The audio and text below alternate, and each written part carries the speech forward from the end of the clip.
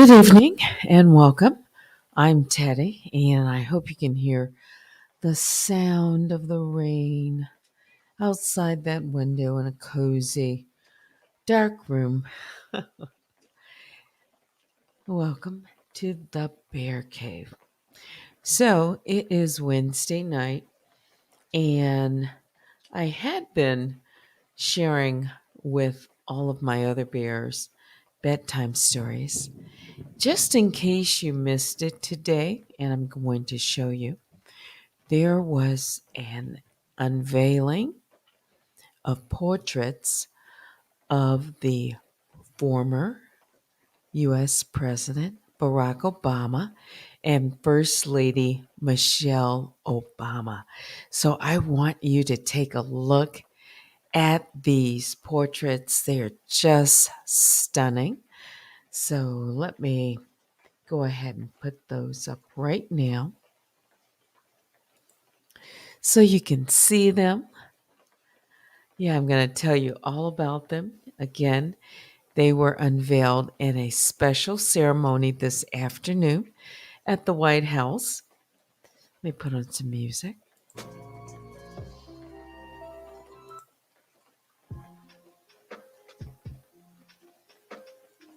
Good evening, everyone.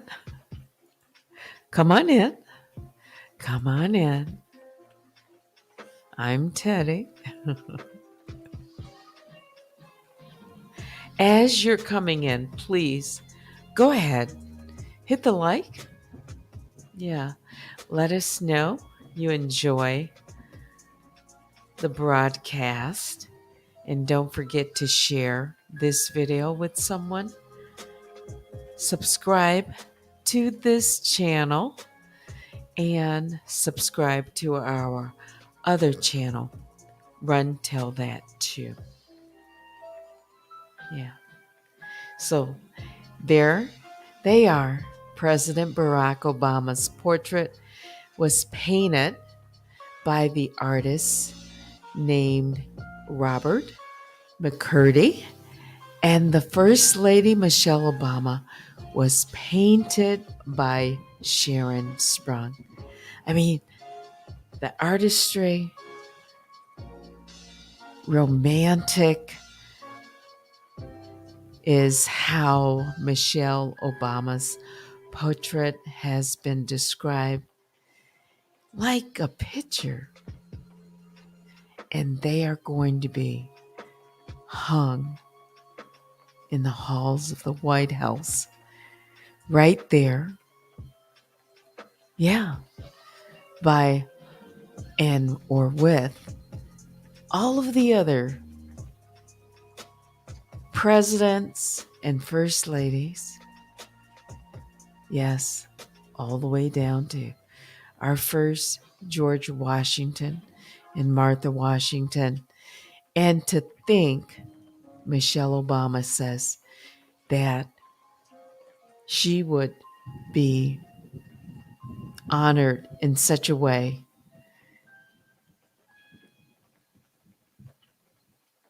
in the White House that was not even thought at one time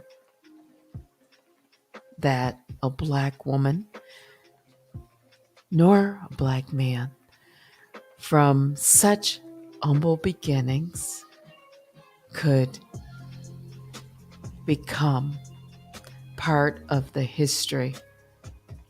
It was really a history making day. Okay.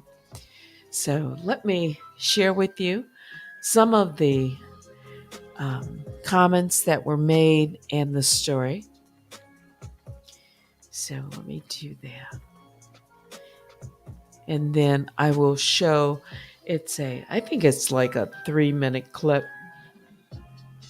But the former President Barack Obama and former First Lady Michelle Obama's official White House portraits were unveiled during an emotional ceremony at the White House on this afternoon, marking their first joint visit to the building since they left in 2017 and the return of a Washington tradition lasted and celebrated 10 years ago. Or I should say, last celebrated. Because what's interesting, and I'm just going to interject that the former President Donald Trump did not honor in the tradition that was set. So the history making portraits of the Obamas stand in contrast to those of the other U.S. presidents and their spouses hung on the White House walls, depicting the first Black president and First Lady through the perspectives of contemporary artists working outside many of the conventions of traditional political portraiture. President Obama's image was painted by Robert McCurdy, and Michelle Obama's portrait was painted by Sharon Sprung. McCurdy told the White House Historical Association in an interview that his process focused on working off a photograph of the former president. The photorealistic image of the former president dressed in a black suit with a gray tie is painted against a minimal white backdrop. This is a signature of McCurdy's artwork. McCurdy said his paintings take at least a year to complete. The former First Lady's portrait was painted by Sprung, who describes her work as contemporary realism. The image depicts Michelle Obama in a blue dress seated on a sofa in the Red Room of the White House. The artwork was painted from photographs taken in different locations on the White House state floor. A long awaited return of a White House tradition. Wednesday's ceremony in the East Room marked a rare occasion for a celebration among two presidential administrations where President Joe Biden and First Lady Jill Biden convened a who's who of administration officials, past and present, from the unique vantage point of having served in both. The pieces, which will hang inside the White House for decades to come, are the first official portraits added to the White House collection since then. President Obama held a bipartisan unveiling ceremony for George W. Bush and Laura Bush in 2012. Biden used the unveiling ceremony to reflect on the Obamas' accomplishments in the White House, saying that the former first couple made history. You both generated hope for millions of people who were left behind for so long. By the way, welcome to all of my other bears I call the Grizzlies tonight. So I'm going to just pause for a moment, just make sure the sound is good. I see you out there, darling. Says, go ahead, please hit the like button and the notification bell so that you don't miss out on any breaking news, right? The sound is good? Great. So I'm going to continue. Don't you like, these portraits are just, they're lovely. They are lovely. Look at our former First Lady, Michelle Obama. When President Obama saw it and, saw the unveiling, He said of Michelle, his wife, "Isn't she fine?" Oh, she's fine. They were just beaming. I saw some of that broadcast this afternoon. So let me get back to the reading.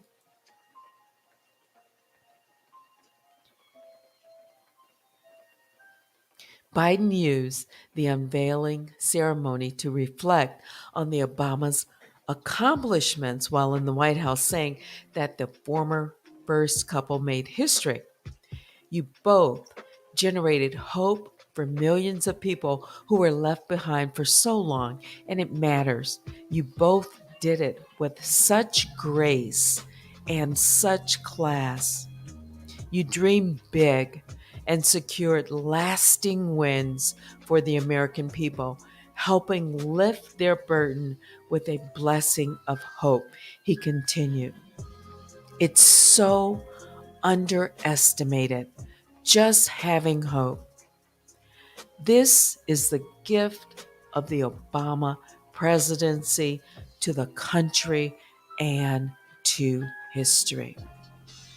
The former president subsequently led a standing ovation for Biden, saying in the East Room, "Thanks to your decency and thanks to your strength. Maybe most of all, thanks to your faith in democracy and the American people. The country's better off than when you took office, and we should all be deeply grateful for that." Stuart McLaurin, the president of the WHHA, told CNN that the COVID-19 pandemic played a major factor in the timing of the unveiling. The WHHA, a nonprofit organization, facilitates and funds the creation of the portraits. So, the White House organization, COVID impacted us 2.5 years ago. And I do think it's important for these portraits to be revealed at a time when the public does have access to the White House and they can be seen. So just imagine 2.5 years ago, and most of this time for our President Joe Biden and the First Lady Jill have been in the midst of this pandemic. And now it's open. The White House again can receive, from the public people, and they will be able to photograph, and they expect that these two photographs will be the most photographed of them all in the White House. While there's no hard and fast rule for when a White House portrait ought to be unveiled, ceremonies have often been hosted by a former president's immediate successor. And when in office, President Donald Trump never held a ceremony for the Obama portraits. Details about the pieces being unveiled on Wednesday were tightly held secret, with artists and art movers signing confidentiality agreements to keep things under wraps before the big day. But the Obamas have often used art as a tool to express their taste, so it should come as no surprise that their White House portraits are doing the same. McCurdy's depiction of the former president is minimalist, eschewing the conventional props typically associated with a presidential portrait, like a desk or a bookcase, for an entirely blank background. The former president said during the unveiling that he liked that McCurdy paints people the way that they are, for better or worse. He captures every wrinkle on your face, every crease in your shirt. You'll note that he refused to hide any of my gray hairs, refused my request to make my ears smaller. He also talked me out of wearing a tan suit, by the way. His work is so precise that at first glance it looks like a photograph. While past presidents attain a form of mythical status after leaving office, Obama said he hoped future generations would look at the portraits and get a better, honest sense of who Michelle and I were. And I hope they leave with a better understanding that if we could make it here, maybe they can too. They can do remarkable things too, he continued. The other artist, Sprung's interpretation, shows the First Lady appearing to take a brief moment to get comfortable inside one of the most formal rooms in the White House. Unlike her predecessors' portraits, Michelle Obama is wearing a strapless gown in her portrait, perhaps a marker of the country's evolving style. I'm going to pause for a moment. You see, strapless. Now, when Michelle, First Lady Michelle Obama, and the President Obama, Barack Obama, when he took, you know, his place in the White House, many talked about Michelle Obama's, her shoulders, her frame.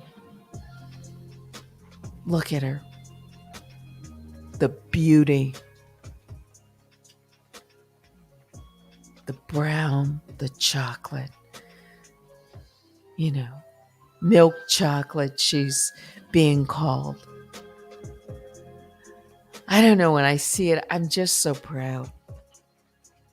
As a Black woman, I am just so very, very, very proud. Have always been proud of Michelle Obama, and to witness, on TV, the unveiling. I was just so happy to see both of the portraits. She represented and he represented, and they together represent today and then class, elegance, style, beauty, intelligence, honor, poise,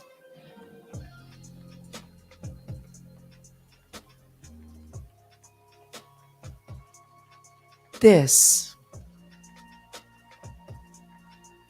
I could say so much, but this is the kind of image and woman that I look up to. One of the ones, of course, aside from other women, such as my mother and other women. This is class, elegance, something to be admired and esteemed. Makes you proud. It makes me proud. I go on. And by the way, I see Darlene. Thank you so much for the super sticker, super chat tonight. Let me go ahead and let me just hold my place here for just a minute. Put that up. Thank you so much, Darlene. I will play the music. Yeah, thank you. Thank you so much. Thank you for supporting this channel. Oh, you're tired tonight. Oh, okay. So let me finish. In her portrait, the former First Lady is wearing a custom Jason Wu collection gown. A person familiar with the details told CNN, Wu is a full circle choice of designer for the Obamas. And he designed both of her inaugural gowns. Obama's choice of Wu back then essentially launched his career as a globally recognized fashion designer. His career. Michelle Obama said during the ceremony that though she never could have imagined being First Lady would be part of her story, she recognized that traditions like this matter, not just for those of us who hold these positions, but for everyone participating in and watching our democracy. Too often in this country, people feel like they have to look a certain way or act a certain way to fit in, that they have to make a lot of money or come from a certain group or class or faith in order to matter. But what we're looking at today, a portrait of a biracial kid with an unusual name and the daughter of a water pump operator and a stay at home mom. What we are seeing is a reminder that there is a place for everyone in this country, the former First Lady said. That is what this country is all about. It's not about blood or pedigree or wealth. It's a place where everyone should have a fair shot, she continued. Ahead of Wednesday's reveal, McLaurin called the Obamas' portraits an evolution of art. We're now heading toward the first third of the 21st century. And I think, in the mind's eye of most Americans, we see presidential portraits as these very traditional 19th century looking and feeling portraits. But art and taste in art evolves and changes, he continued. While living at 1600 Pennsylvania Avenue, the Obamas opted to highlight several contemporary and modern artists. A painting by Robert Rauschenberg replaced a portrait of Roosevelt in the family dining room.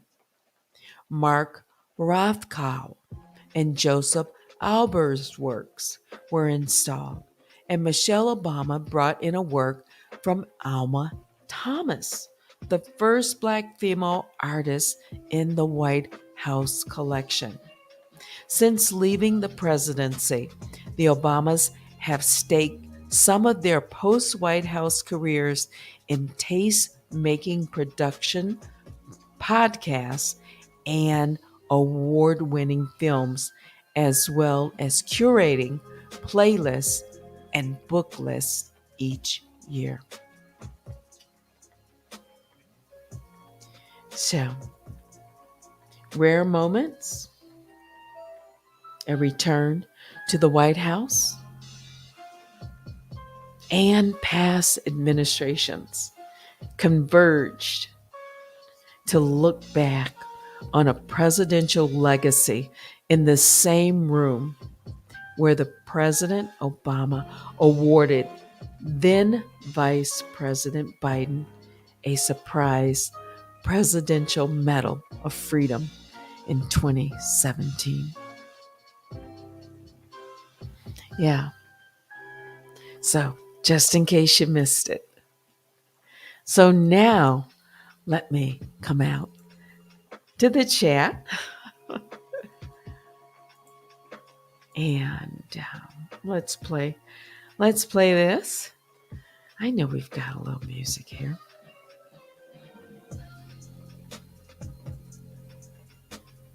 Gonna change the mood, I know, but we're gonna play it. If I can find it.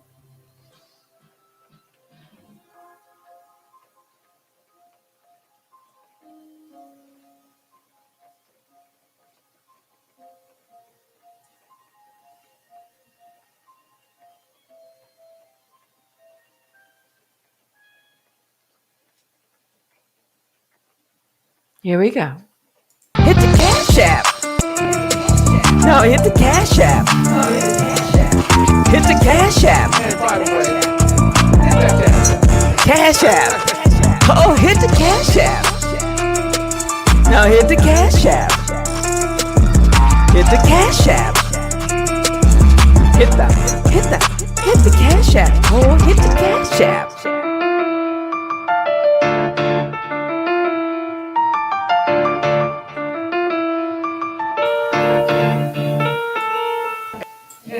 Hit the Cash App. Thank you so much, Darlene, for your super sticker tonight.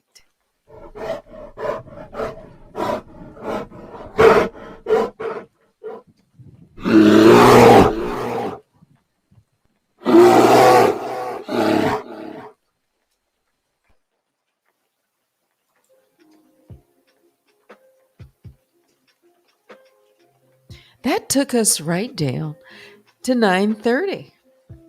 Hope you're enjoying tonight. A little different. You never know what you're going to get, right? When you come into the bear cave. So I want to know, what do you think about the portraits? Yeah. What is your impression? So now let me come out, take a look around.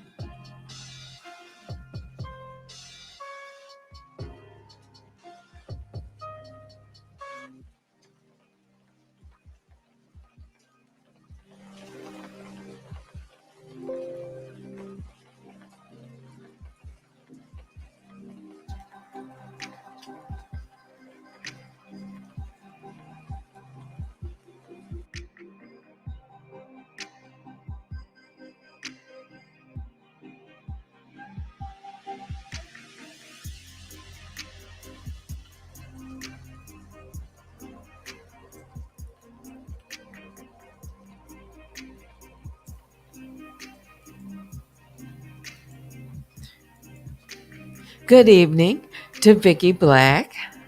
Welcome back. Says good evening, Teddy.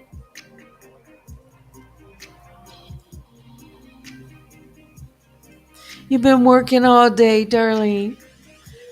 So tired. Yeah.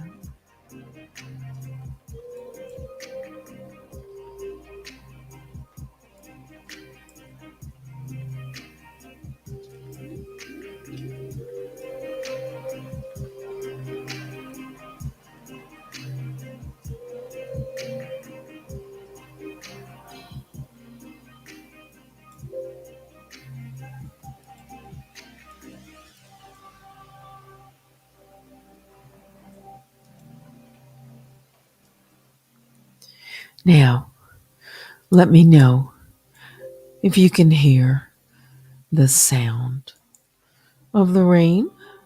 Just turn it up.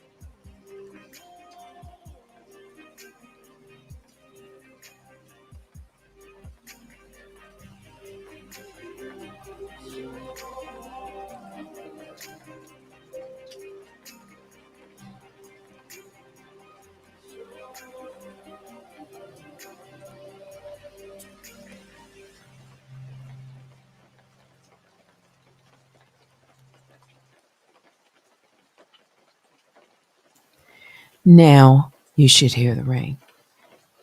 Darlene said no rain. You should hear it now. Let me know.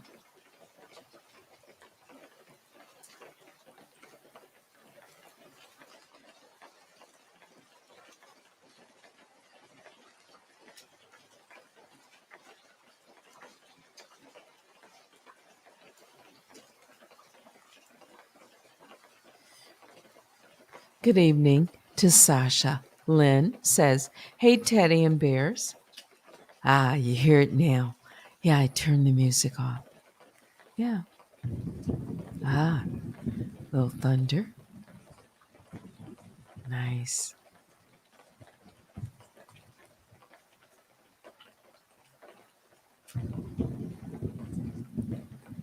Perfect for bedtime story, right? Or just listening. I think that's what we'll do for a moment.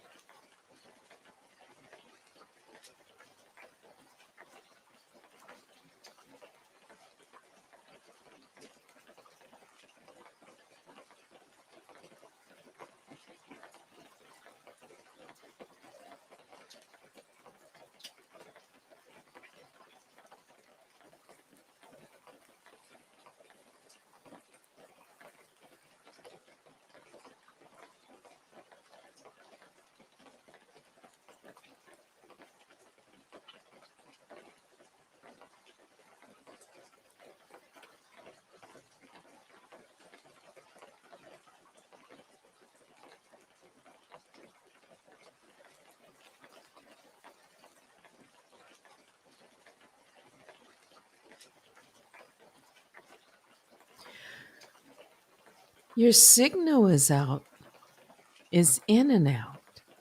You can hear? Please go ahead. Hit the like button, Bush babies. So I'm behind the screen and I was trying to find, or I'm trying to find, a short enough bedtime story that I can tell in about like 10 minutes or less. So that's what I'm doing while you're listening to the rain. Hope everyone is doing well. If this is your first time joining me, I'm Teddy.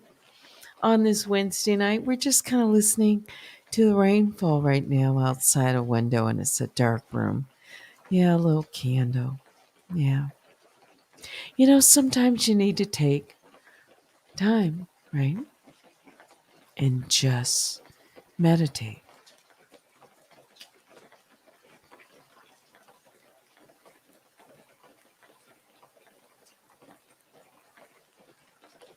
Darlene says, you can always run home to the cave. Teddy's cave. Yeah. The doors are open. Yeah, right. Yeah. Relaxing.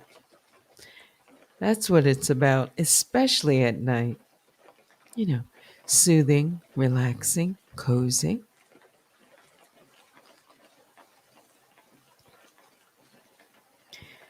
Yeah.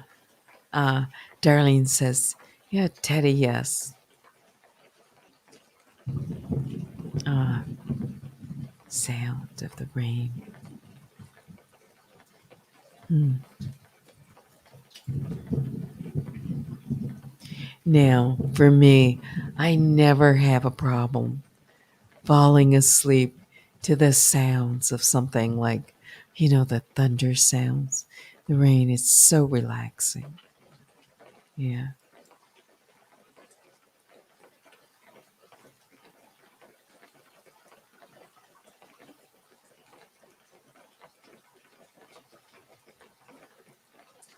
You say it's low.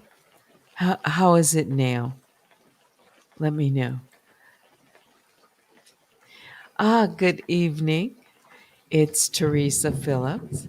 Says, hey, Teddy and the Mob family. Welcome.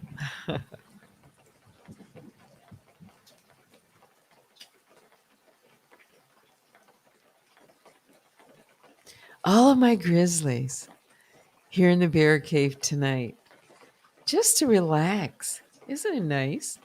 Yeah, you can come someplace. Just chill. Yeah. Relax your mind. Unwind. It's peaceful tonight. We need this. I need this. Yeah. We all could use, a time to just breathe, stretch. Yeah.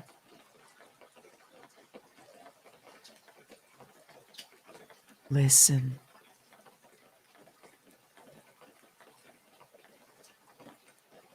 Be still, quiet.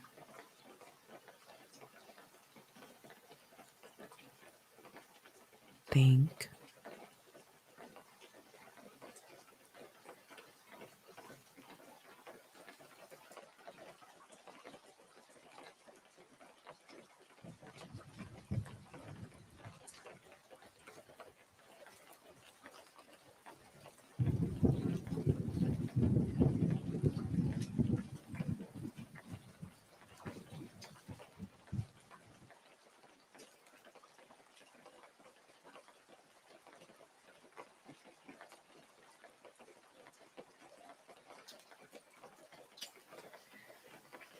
Darlene says, yes, in the dark, relaxing rain.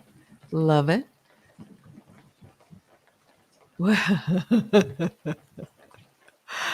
You say you love it, but you got your little friend on the side.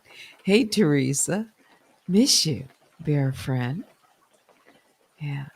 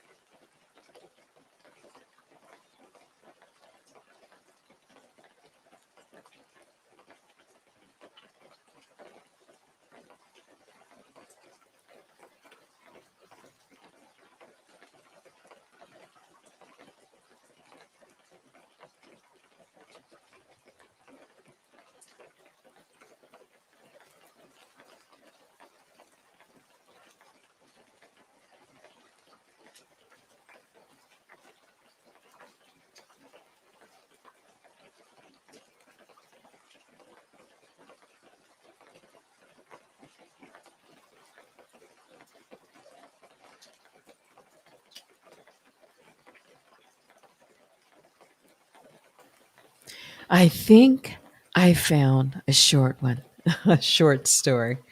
Yeah, it's a quarter tale, so I think maybe I can read this in maybe 7 or 8 minutes. We'll see. It's called, and this is a Grimm's fairy tale. Let me see if I can move my mic over or turn the camera. Turn this. Let's see.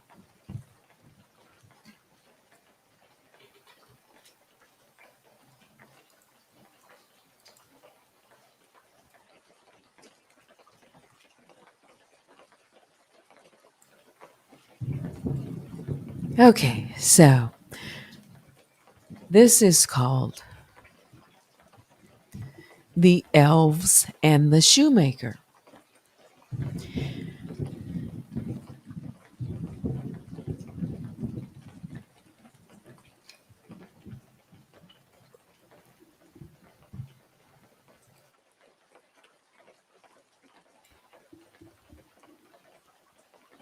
Again, pulling my mic down. A shoemaker, by no fault of his own, had become so poor that at least he had nothing left but leather for one pair of shoes. So in the evening, he cut out the shoes, which he wished to make the next morning. And as he had a good conscience, he lay down quietly in his bed, commended himself to God, and fell asleep. In the morning, after he had said his prayers and was just going to sit down to work, lo, both shoes stood all finished on his table. He was astounded and did not know what to say. He took the shoes in his hands to examine them closer, and they were so neatly made that they were not one bad stitch in them, just as if they were meant for a masterpiece. Soon after, a buyer came in, and as the shoes pleased him well, he paid more for them than was customary. And with the money, the shoemaker was able to purchase leather for 2 pairs of shoes. He cut them out at night, and the next morning was about to set to work with fresh courage, but he had no need to do so, for when he got up, they were already made, and buyers also were not wanting. Who gave him money enough to buy leather for 4 pairs of shoes? The following morning, too, he found the 4 pairs made, and so it went on constantly. What he cut out in the evening was finished by morning, so that he soon had his honest living again and at last became a wealthy man. Now it befell him one evening not long before Christmas, when the man had been cutting out, he said to his wife, before going to bed, "What think you if we were to stay up tonight to see who it is that lends us this helping hand?" The woman liked the idea and lighted a candle, and then they hid themselves in a corner of the room behind some clothes which were hanging there and watched. When it was midnight, two pretty, tiny little men came, sat down by the shoemaker's table, took all the work which was cut out before them, and began to stitch, sew, and hammer so skillfully and so quickly with their little fingers that the shoemaker could not turn away his eyes for astonishment. They did not stop until all was done and stood finished on the table, and then they ran quickly away. Next morning, the woman said, "The little men have made us rich, and we really must show that we are grateful for it. They run about so much and have nothing on and must be cold. I'll tell you what I'll do. I will make them little shirts, coats, a vest, and trousers, and knit them both together a pair of stockings. Do you make them two little pairs of shoes?" The man said, "I shall be very glad to do it."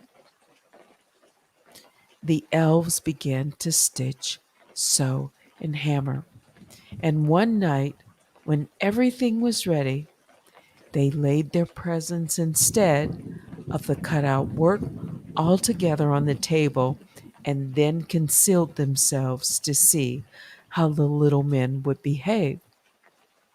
At midnight they came bounding in and wanted to get to work at once, but as they did not find any leather cut out, only the pretty little showed intense delight. They dressed themselves with the greatest rapidity, putting the pretty clothes on and singing, "Now we are boys so fine to see, why should we longer cobblers be?" Then they danced and skipped and leapt over chairs and benches. At last they danced out the doors. From that time forth they came no more, but as long as the shoemaker lived, all went well with him and all his undertakings prospered. Now, we know Grimm's fairy tales, right? That's what it is, a fairy tale, a bedtime story.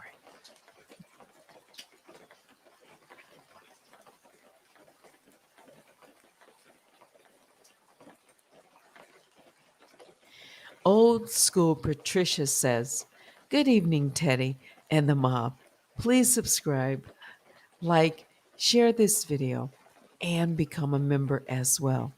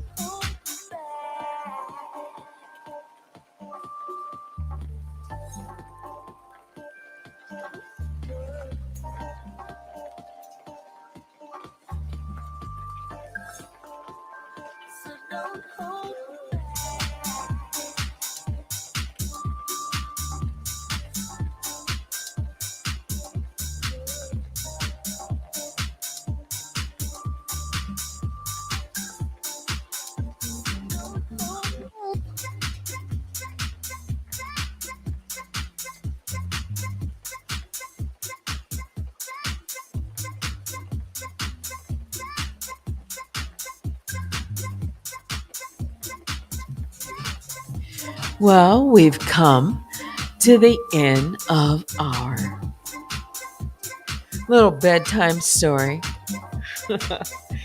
And now it's time to say goodnight. Well, I hope everyone sleeps well. Thank you all for joining me tonight. Biggest bear hug goes out to all of my other bears, the mob, the grizzlies.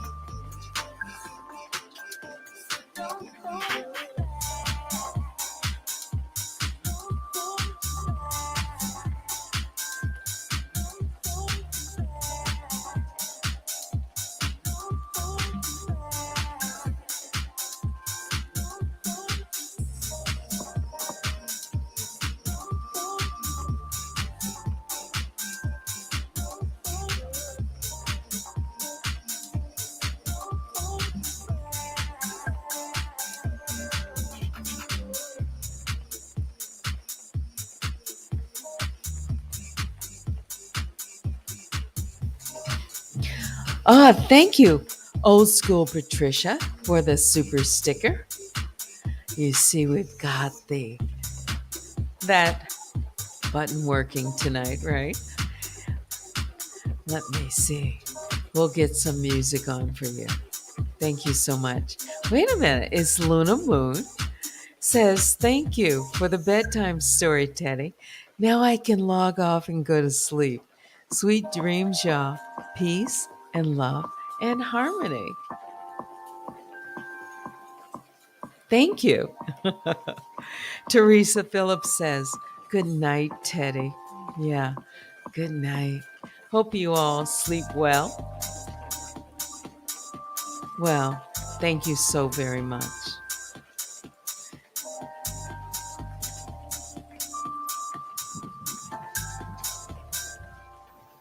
Yeah, well, at least throw him up for a second.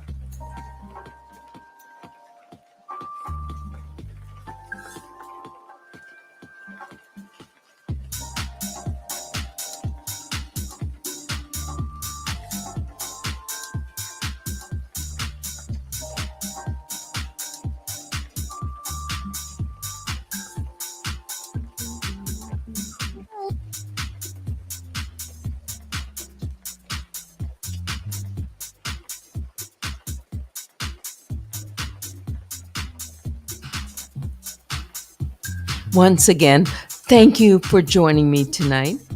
Thank you for watching. Until next time, sweet dreams. Good night.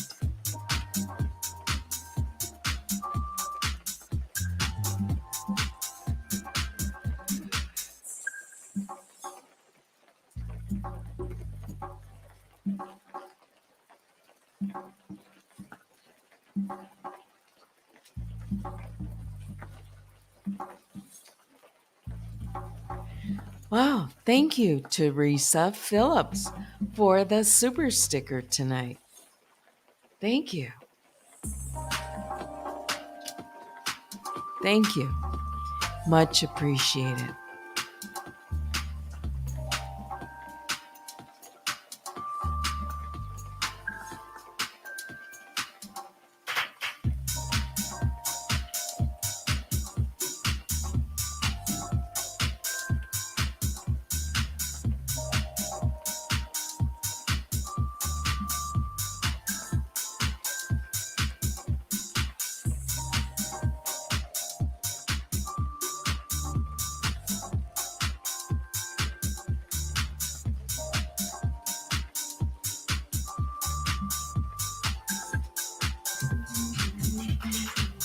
And Darlene says, thank you to Teresa Phillips.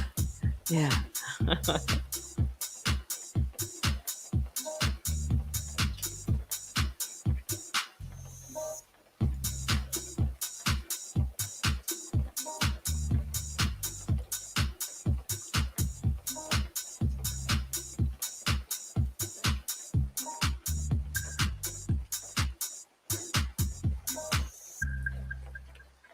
All right, Darlene. Another super sticker tonight.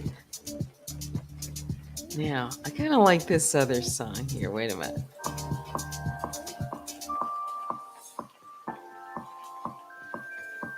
Kind of perfect, the sound.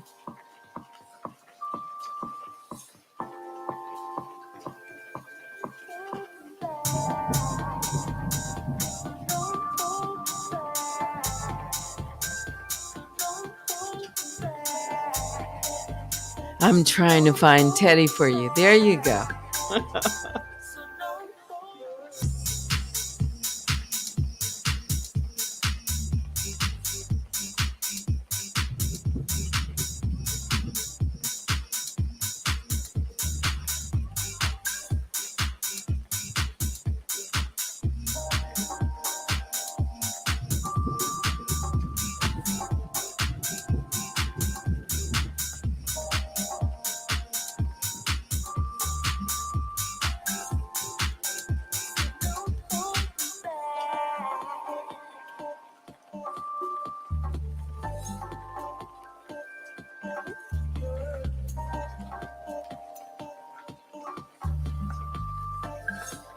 Hit the cash app. No, hit the cash app. No, hit the cash app. Hit the cash app. Hit the cash app. Cash app. Oh, hit the cash app. Oh, hit the cash app. No, hit the cash app. Hit the cash app. Hit the cash app. Cash app. Hit the cash app. Oh, hit the cash app.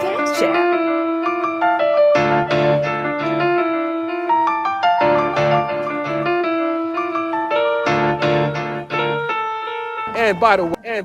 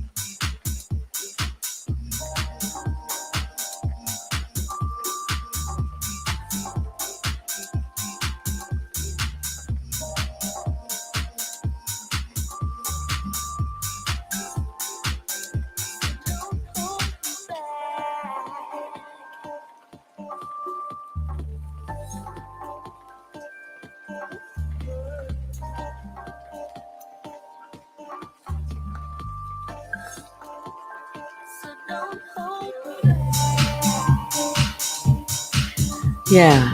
Don't hold back, right? All right. So you say you're going to have to replay the video. Yeah. Been really busy.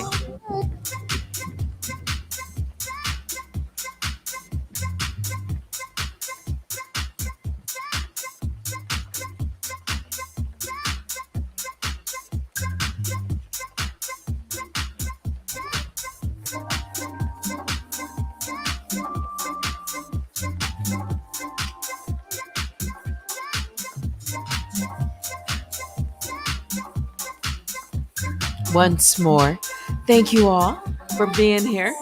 Thank you for watching. Until next time, I'm Teddy. You're not allowed to spend my time. That is what you came for.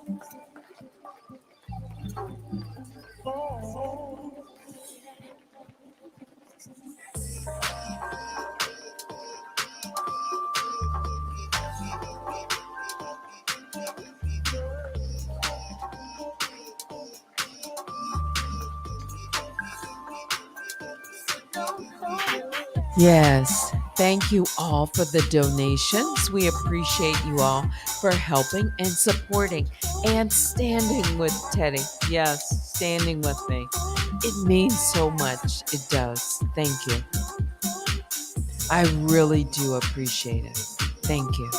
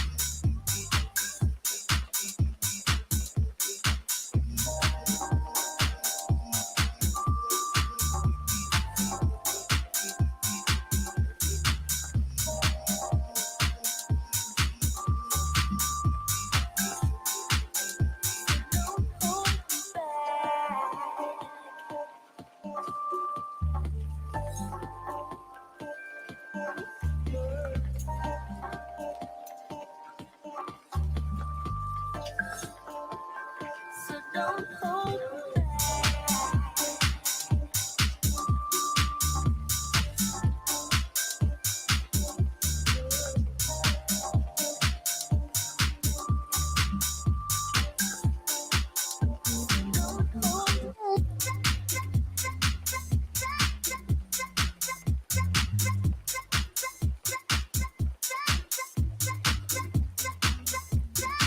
Check, baby, what it check, baby, check.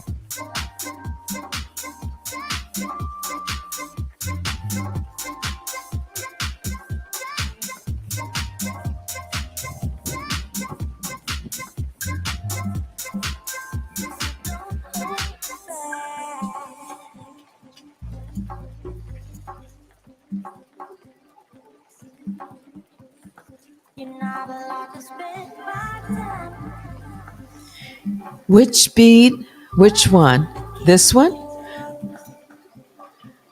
I see old school says I'm line dancing to the funky beat.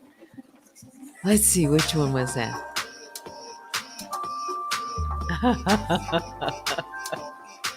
All right, one more time. On your way out. Okay, there you go.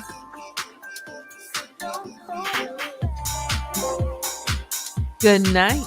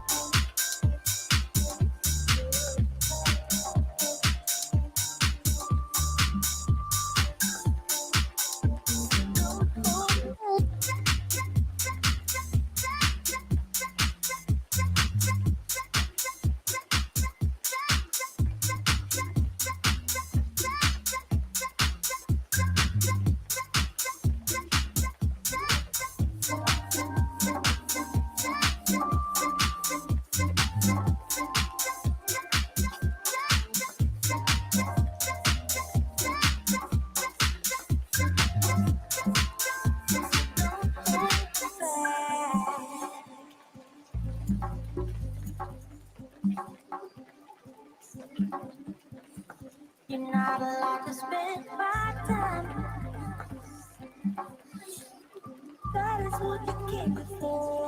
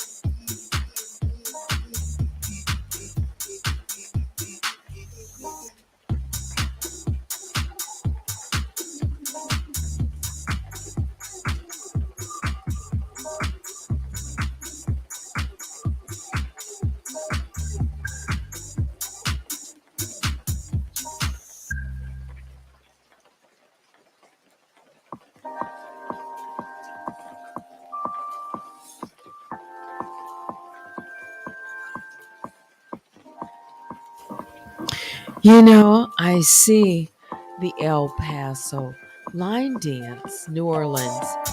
Mary J. Blige, I don't see it with her. Let me just see. I see a number of artists. Let me just type this in quick.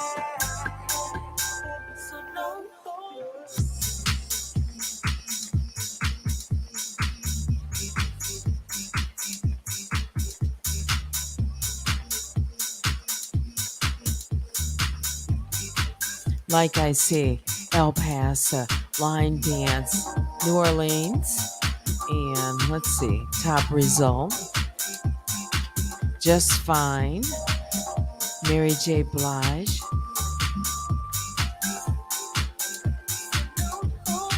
Wait a minute, there is an El Paso line dance. It's a remix. Oh, okay.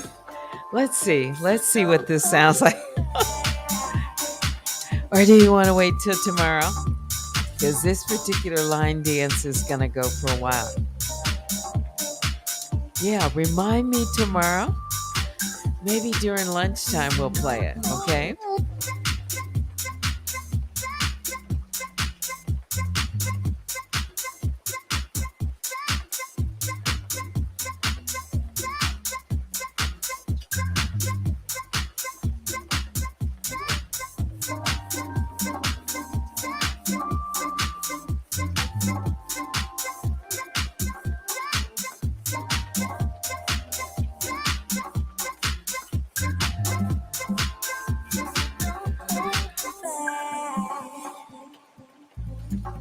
You want to hear it? You want to hear it? You want to hear it? Let's see. You say wait until tomorrow. Okay. We'll do the line dance. You say you do that in Delaware Park. Okay. It'll be your request tomorrow. Promise. Good night, guys.